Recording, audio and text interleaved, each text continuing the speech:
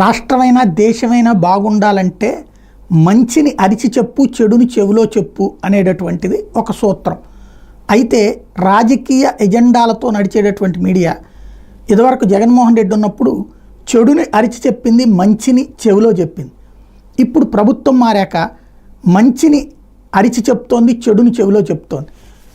దానికి సాక్ష్యమైనటువంటి స్టోరీ ఇది. గుంటూరు ఎడిషన్లో వచ్చినటువంటి వార్త.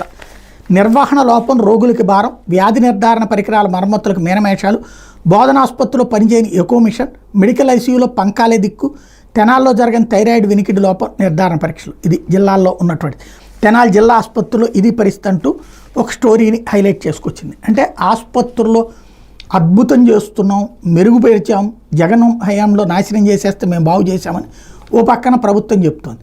సత్యకుమార్ యాదవ్ గారు దాన్ని బాగు చేస్తున్నామని చెప్తున్నారు. కానీ పరిస్థితి ఏంటి? ప్రభుత్వ ఆసుపత్రికి వెళ్ళాలి అన్నటువంటి ఫీలింగ్ జనానికి రావాలా?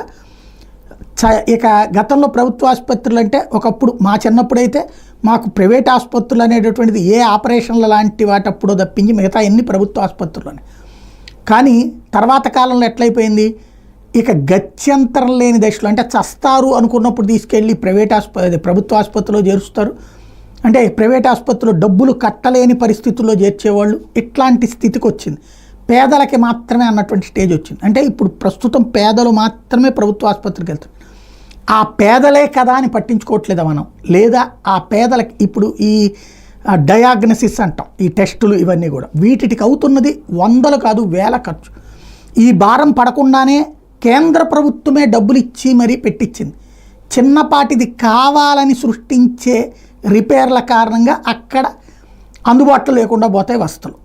దీనికి జవాబుదారీ సిస్టమ్ సెట్ చేయకపోతే యథేచ్ఛగా దోపిడీదారులు దోచుకుంటారు, పేదవాడికి వైద్యం దూరం అవుతుంది. ఆలోచించుకోవాల్సింది ప్రభుత్వం.